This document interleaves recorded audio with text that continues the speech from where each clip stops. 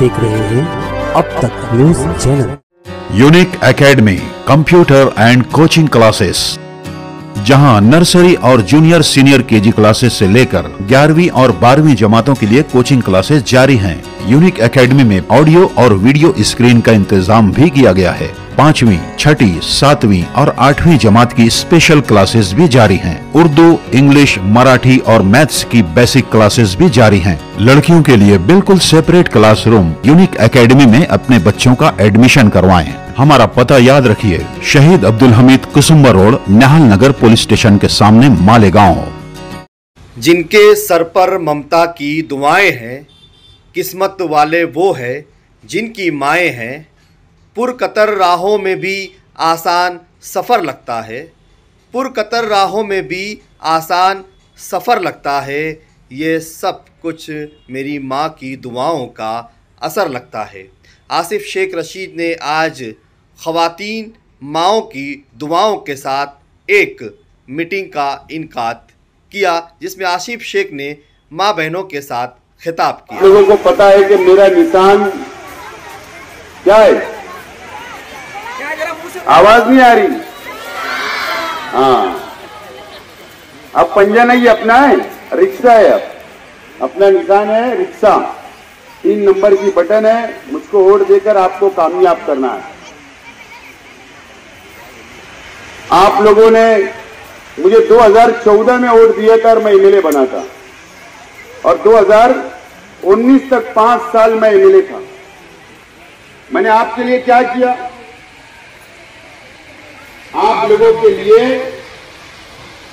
Hill station बनाया था। Star hotel के सामने हिल स्टेशन बनाया, गार्डन बनाया, इसलिए कि मेरी माँ बहनें, मेरे गरीब मजदूर, मेरे तमाम ही गरीब बहनें अपने बच्चों को ले जाकर वहां पर बैठकर थोड़ा घूम के, थोड़ा बच्चों को खिलाकर, थोड़ा तफरी करके आप घर आएंगे। इसके लिए आप लोगों के लिए मैंने वहां पर हिल स्टेशन बनाया था। मैं एमएलए मेरा 2019 में मैं हार गया, वो खंडर हो गया, जाना आना बंद, सब खंडर हो गया पूरा। मैंने आप लोगों के लिए किया था। मैं मालेगांव फेस्टिवल क्यों लगाता हूं मालूम है ना? फेस्टिवल लगता अपना हर साल जाफर नगर के सामने, फारान हॉस्पिटल के सामने मालेगांव फेस्टिवल लगाता। वो इसके लिए कि आप लोग आप वहां पर जाए, वहां पर थोड़ा आप तफरी करें। आप वहां पर हम लोग स्टेज इसलिए बनाते कि आपके बच्चे जो तालीम हासिल करते, जो स्कूलों में कॉलेजों में है, वो अपना सलाहियत वहां पेश करते, ताकि आप लोगों के लिए थोड़ा घूमने फिरने का एक मुकाम हो जाए। ये मैंने किया। आपको पता है कि सिविल हॉस्पिटल में डिलीवरी वार्ड था, औरतों के लिए, बच्चों का था। अभी कहां गया मालूम है? अभी आज के एमएलए साहब और दादा भूसे साहब ने मिलकर सिविल हॉस्पिटल का औरतों का दवाखाना जो वार्ड था, वो वार्ड को बंद कर दिया गया और सटाना रोड के तरफ लेकर जाया गया, नदिया के उस पार। ये मिली भगत से गया। आप मुझे बताओ कि मेरी मां बहनें अगर कोई इलाज करवाना है तो रात में कहां जाना पड़ता? आपको वहां जाना पड़ता। आप लोग पर्दे में रहते हैं, आप लोग बुरखे में रहते हैं, आप लोगों को वहां जाना पड़ता है। कहां जाना पड़ता? आपने लड़की बहन योजना का फॉर्म भरा, मुझे बताइए आपके अकाउंट में पैसा आया? पता है आपको? आपको नंबर लगाना पड़ा रातों में, 12 बजे रात में जाके नंबर लगा के वहां सोना पड़ा। नदिया के उस पार बैंक के बाहर नंबर लगाना पड़ा, लाइन लगाना पड़ी, तकलीफ उठाना पड़ी। क्यों? इसलिए कि दादा भूसे साहब और मुफ्ती इस्माइल साहब की मिली भगत से नदिया के इस पार की जो बैंक थी, वो तमाम ही बैंक उधर चली गई। जहां राशन कार्ड बनता था, एफडी ऑफिस था, वो उसको वहां बंद कर दिया गया। ऊपर 4 माले पर ले जाया गया, 3 माले के ऊपर, वो भी दादा भूसे ने अपने हिसाब से लेकर चले गए। तमाम ही सहूलत बंद हो गई। एमएलए साहब नाकाम हो गए आपके लिए। उन्होंने ना आपके बच्चों को, मैंने जब मैं एमएलए था तो आपके बच्चों को मैंने किताबें दिया। आपको किताबें खरीदनी नहीं पड़ती थी। अगर आपके घर के बच्चे 4 होंगे, घर में बच्चे, तो 1 लाख रुपया 5 साल का मैंने आपका बचाया। लेकिन मैं एमएलए हार गया। मैं 2019 में एमएलए बने, ये इन्होंने बंद कर दिया। अब आपको अगर हिसाब लगाएंगे तो 1 लाख रुपया आपको सिर्फ किताबें खरीदने के अंदर 5 साल में लगे। मैंने चाहा कि आपके बच्चों को तालीम मिल जाए, आपके बच्चे अगर डॉक्टर बन जाए, इंजीनियर बन जाए, टीचर बन जाए, इसके लिए किताबें दिया। एमएलए साहब आए, उन्होंने बंद कर दिया। मुझे बताओ आप, अगर आपके घर में एक बेटी है जवान, मुझे बताओ जब रिश्ते वाले आते हैं तो क्या पूछते हैं कि कितनी पढ़ी है? पहला सवाल होता है कितनी पढ़ी है। अगर आपने बोल दिया 5वीं पढ़ी है, 7वीं पढ़ी हुई है, तो बड़े घर के रिश्ते आएंगे क्या?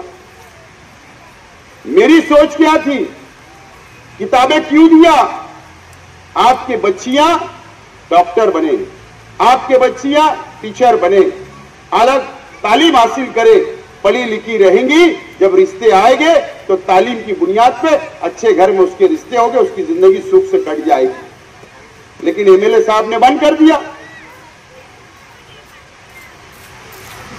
तो आप लोगों को समझना है कि मैं एमएलए था तो मैंने कितना फायदा आपके बच्चे बच्चियों को या आपको दिया। और आज ये एमएलए साहब जो 5 साल इनका गुजर गया तो इन्होंने कुछ नहीं किया। सिर्फ वो क्या किया, 2019 में जज्बाती, आपको जज्बात में लाया गया, वोट ले लिया गया। एक मजहबी शख्स थे, आपने देखे कुछ शहर का भला होगा, वोट दे दिया। लेकिन आपको पता नहीं है, मेरी मां बने, मैं झूठ नहीं बोलता। गांव में आजकल बहुत झूठ बोला जाता, मैं झूठ नहीं बोलता हूं। मेरा यह मानना है कि सियासत अलग होना चाहिए और मजहब अलग होना चाहिए, दीन अलग होना चाहिए। ये होना चाहिए। ये कुर्सी क्या है? ये एमएलए की कुर्सी, ये दुनिया के अंदर, दुनिया के लिए बनी है, आखिरत के लिए नहीं। मरने के बाद इसका कोई सर्टिफिकेट नहीं मिलने वाला वहां जाने के वास्ते, ये दुनिया के लिए बनी है। तो सियासत अलग होना चाहिए। सियासत क्या होना चाहिए कि आप मेरी मां बहनों को मैं क्या फायदा दे रहा हूं, मैं आपको क्या फायदा दे रहा हूं, आपके बच्चों के लिए मैं क्या काम कर रहा हूं, मैं शहर के लिए क्या काम कर रहा हूं, मैं स्कूल कितनी बना रहा हूं, कॉलेज कितनी बना रहा हूं, आपको रोजगार कितना दे रहा हूं, इसके ऊपर बात होना चाहिए। लेकिन अफसोस के साथ बोलना पड़ता कि हमारे शहर के अंदर मजहबी प्रोग्राम के अंदर वोट मांगी जा रही है, मजहब का सहारा लिया जाता, मजहबी बात बताई जाती, वोट हासिल कर ली जाती और आप लोगों को धोखा दिया जाता। आपको पता है कि जब एमएलए साहब 2019 में 5 साल पहले चुनकर आए तो चुनकर आने के बाद कौम के नाम पर, मिल्लत के नाम पर, मुसलमानों के नाम पर वोट ले लिए और 5 साल बीजेपी के साथ रहे। 5 साल 25 करोड़ रुपए से ज्यादा रिश्वत बीजेपी से ली इन्होंने। आपकी वोटों का सौदा किया, आपके रोजे का सौदा किया, आपकी दुआओं का सौदा किया एमएलए साहब ने, क्योंकि शक नहीं होगा। लेकिन वोट लिए चले गए, करोड़ों कमाए, बीजेपी के साथ रहे। तारीख है शहर की, हारून अंसारी साहब थे, उन्होंने उसूली जिंदगी गुजारी, उसूली सियासत की, बीजेपी के खिलाफ रहे। निहाल अहमद साहब थे, बीजेपी के खिलाफ रहे। शेख रशीद साहब थे, बीजेपी के खिलाफ। सफीर शेख बीजेपी के खिलाफ। आयशा हकीम बीजेपी के खिलाफ। शेख आसिफ, मैं बीजेपी के खिलाफ और अभी भी बीजेपी के खिलाफ रहूंगा। लेकिन ये मजहबी शख्स थे एमएलए साहब, इन्होंने आपकी वोट ली और ले जाकर आप करोड़ों रुपया बीजेपी से लिया, उनकी चमचागिरी की और आपका सौदा कर लिया। ये अफसोस की बात है मेरी मां और बहनें। अगर मैं आपकी वोट लेता, मैं कोई जाकर अगर किसी से रिश्वत लेता, अगर मैं गलत काम करूंगा तो गुनाह मुझे भी और आपको भी मिलेगा, क्योंकि आपने मुझे वोट दिया तो देख के देना चाहिए, कामकाज की बुनियाद पे देना चाहिए। तो मैं आपसे ये बातें बोलने के लिए यहां पर आया। मैं आपसे वादा करता हूं कि यह हमारा नया इस्लामपुरा है, आगरा रोड के इधर, उधर हॉस्पिटल चले गया सडाना रोड पर। मैं आज आपसे वादा कर रहा हूं मेरी मां और बहनें कि आपके लिए स्पेशल हॉस्पिटल, दवाखाना, मां बहनों के लिए और छोटे बच्चे पैदाइश के बाद जब उनको ऑक्सीजन लगता है, उनको ऑक्सीजन में रखना पड़ता है तो हजारों रुपया लगता है, बिल बनता है। मैं वादा कर रहा हूं आपसे, इधर नया इस्लामपुरे के अंदर एक हॉस्पिटल बनाऊंगा मैं आपके लिए हॉस्पिटल बनाऊंगा। ये मैं आपसे वादा करने के लिए यहां पर आया हूं। मेरी मां बहनें, आपके इलाकों के अंदर आंगनवाड़ी नहीं है, आंगनवाड़ी में आपके इलाके के अंदर लाऊंगा। मेरी मां बहनें, आपके बच्चों को मैं किताबें देने की बात कर रहा हूं। आपको ही पता होगा शेख रशीद साहब का इंतकाल हो गया।